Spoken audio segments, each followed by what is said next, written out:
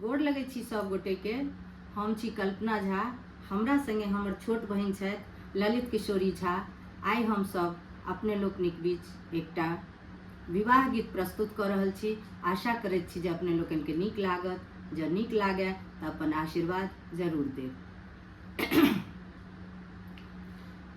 कमलक फूल सन दिया हमर छतिया बच्चा के बाबू।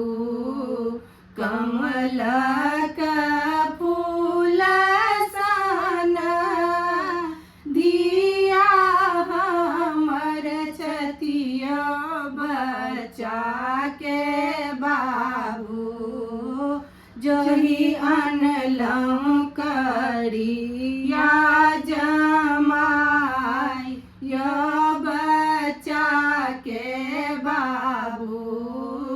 जोही अनलहुँ करिया जमाई यो बच्चा के बाबू। चलई के बेरिया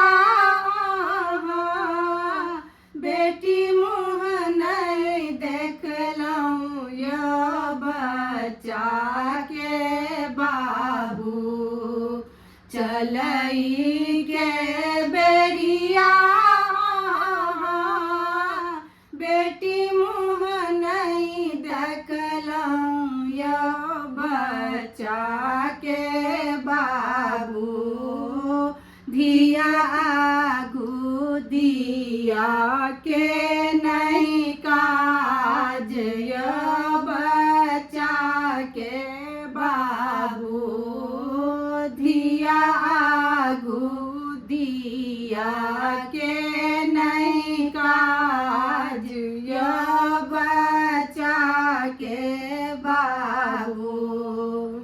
आनी दिया जहर माहुर खाए हम मरब यो बच्चा के बाबू।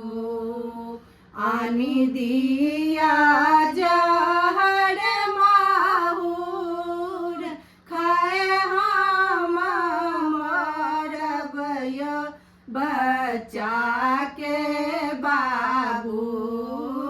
हरि लेब आन परान यो बच्चा के बाबू।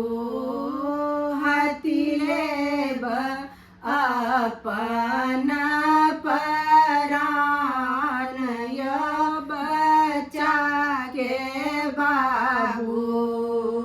कमलक फूल सन दिया हमर छतिया बच्चा के बाबू।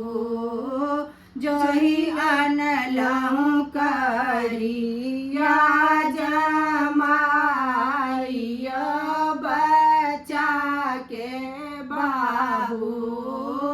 जोही अनलहुँ करिया जमाई यो बच्चा के बाबू।